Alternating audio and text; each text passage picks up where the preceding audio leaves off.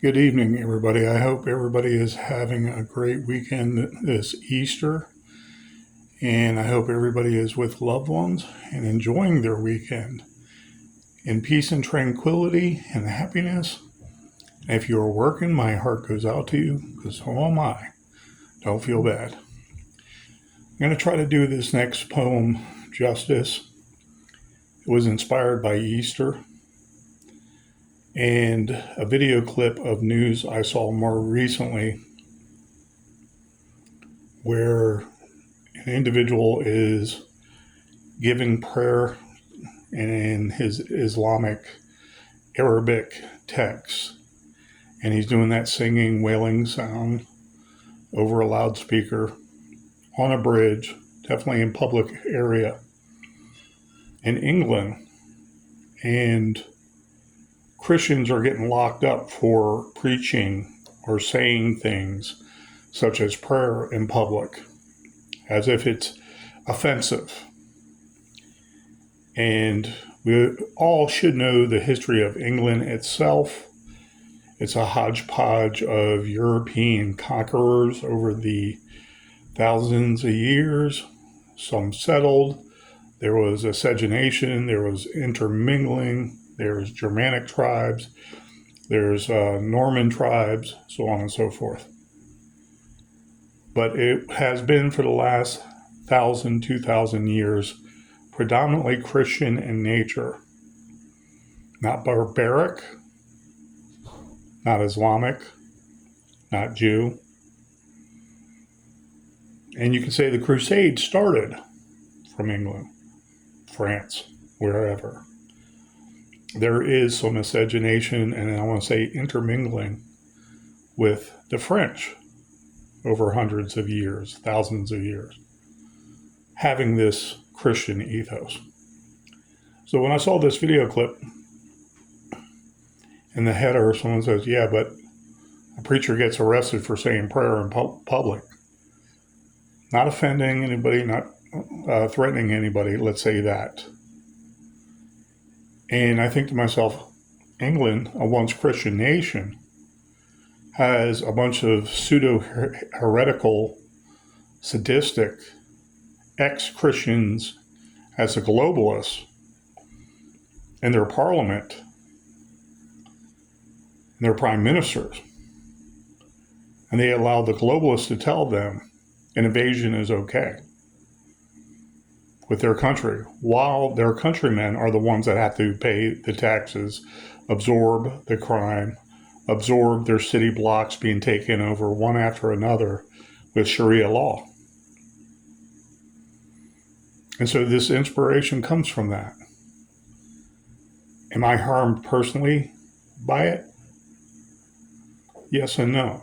Personally, does it affect me? It's affecting me right now in the United States, yes. But as bad as that in England? No. No. Does it hurt my Christianity and my soul inside? Saying, wait. Christians were the first ones that developed freedom away from the church. Okay, so you would not have theocracy as basically a criminal enterprise in the wrong hands, oppressing man, using God as that banner. And you have the pastors, you have the southern churches of America that are more in line with Jesus Christ himself. Not Catholicism to certain degrees. Not Christianity working with the state to oppress their congregation and their believers and misleading them for the sake of controlling them.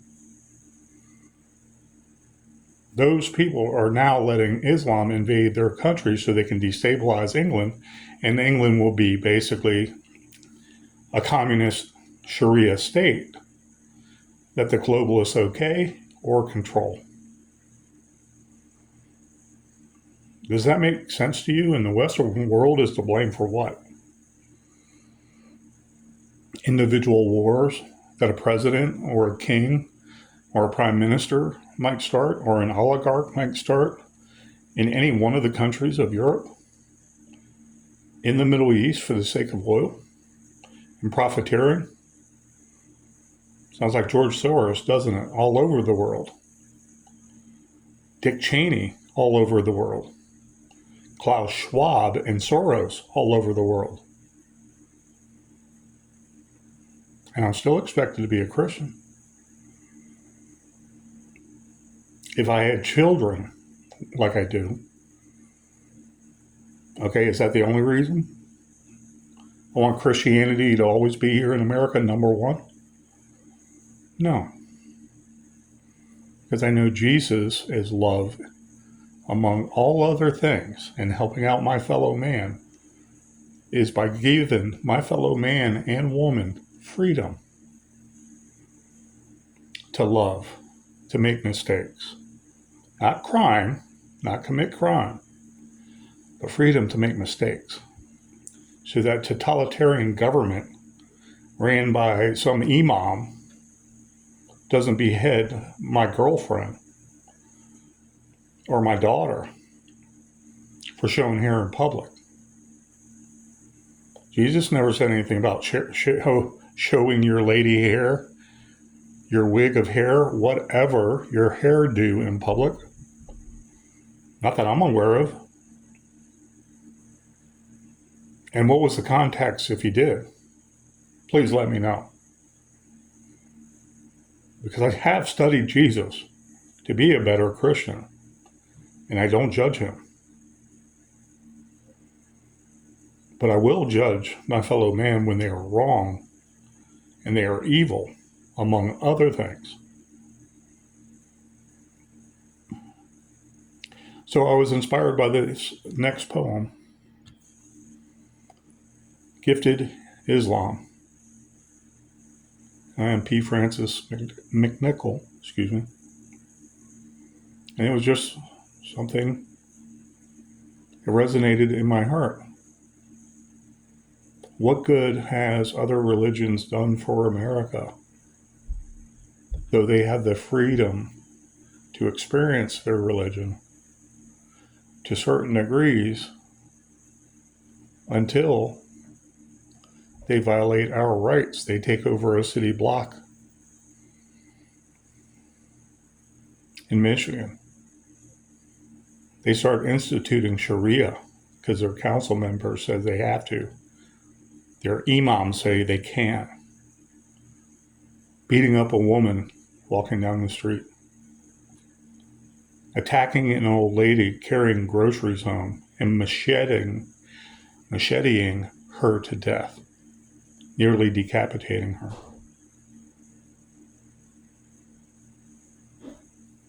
Diversity good now? When is enough enough and you say no, we're on self-defense mode now and we are going to eliminate you? What happened to no negotiating with terrorists? You kill them until they come back and they are no longer terrorists and they want to say, hey, let's negotiate.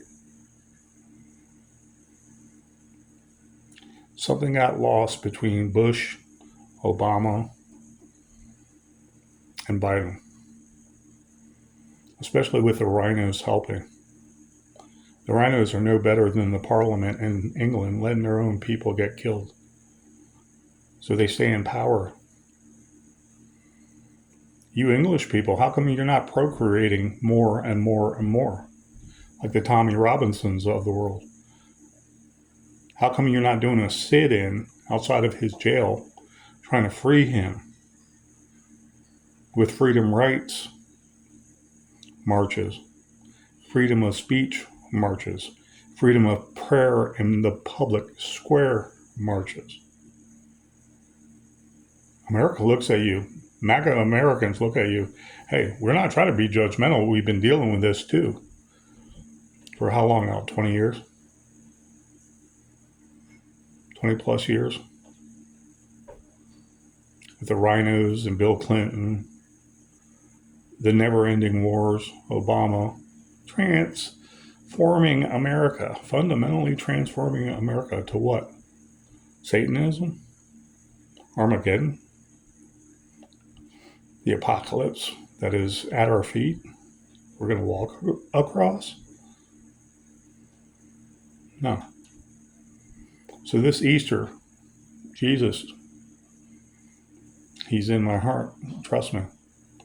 But the sake of Easter being a holiday didn't come into my mind and vocabulary as something I need to celebrate per se. I wanted to do a poem that exemplifies Easter and someone sitting there who's a Christian that saw it coming. Very few of those disbelieving Christians stood up back then.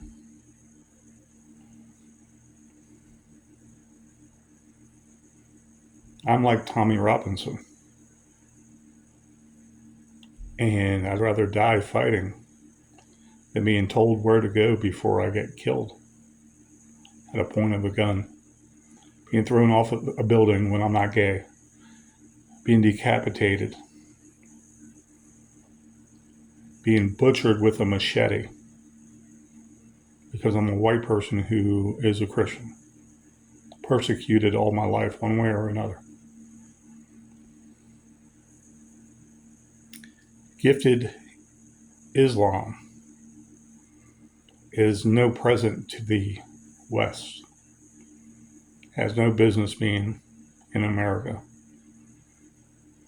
If it does, like the Democrat Party should be labeled terrorist group, it should be monitored very closely. I extend love to Muslims. I do. But I will sleep with one eye open while you're in my house. And that's with no splints or cants in my eyes. My eyes are clear. The brainwashed man is not clear, cannot see clearly, cannot think clearly. Gifted Islam, as in gifted to who? By P. Francis. Flowers stretch, petals float in twang chopfallen, and sang in rollen pitch. Laughter careens cries, faces long in sad song, never to greet sweet serene buys. Faces blear and crease, rose nips of peace, fear's kiss, shot glass beer, and blasts of meminisse. Tables tremor, able, demure provocateurs, pummel sables, birds fleeing steeple gables. A call to prayer, mizzles deluge flood, bloody rouge coats lambs of God, rosebuds. Red, quenched stench of death, evil leeches wed sheep of Christ's beseeched homestead.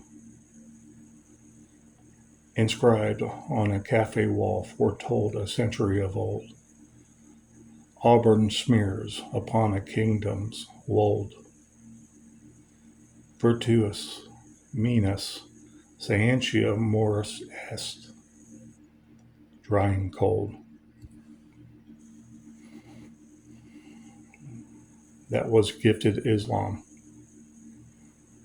And to give you some background of my Latin, I studied Latin 1 year while also working and raising a family very hard, memorizing A through Z, Catholic Latin terms, phrases, everyday uses that we derived a certain amount of philosophy from throughout the ages, the English language.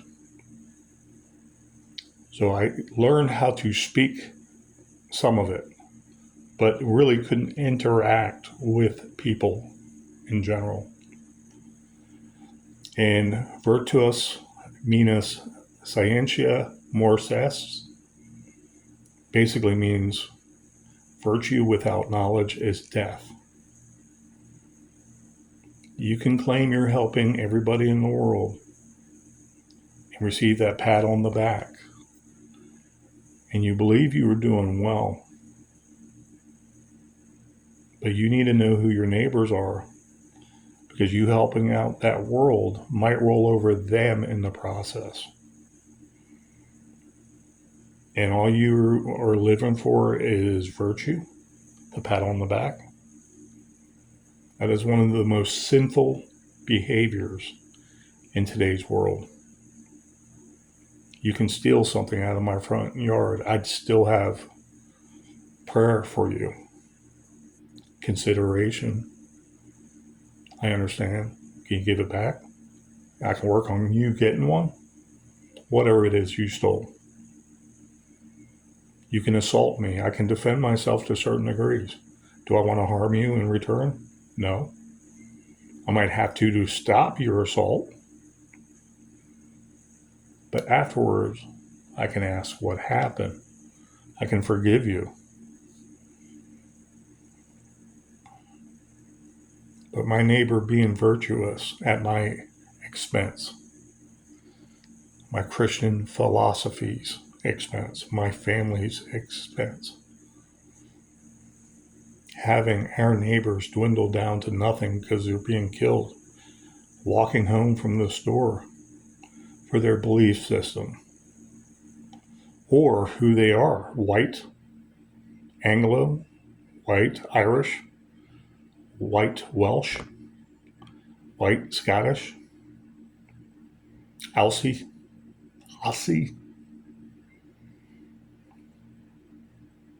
so on and so forth. Virtue is a sin in itself when you don't know what it means. You don't use it for positive things. You use it for your own aggrandizement. Again, a moral elevation principle I developed circa 2009, 2010. It's when you virtue signal helping someone else, so you lord over them also. Makes you feel good initially. Then you have to defend it at all costs, because you can direct it to somebody else that you have a problem with, you have disdain, you dislike. Your enemy, so to speak, perceived enemy of yours. It might not be your real enemy. Might not be someone bad.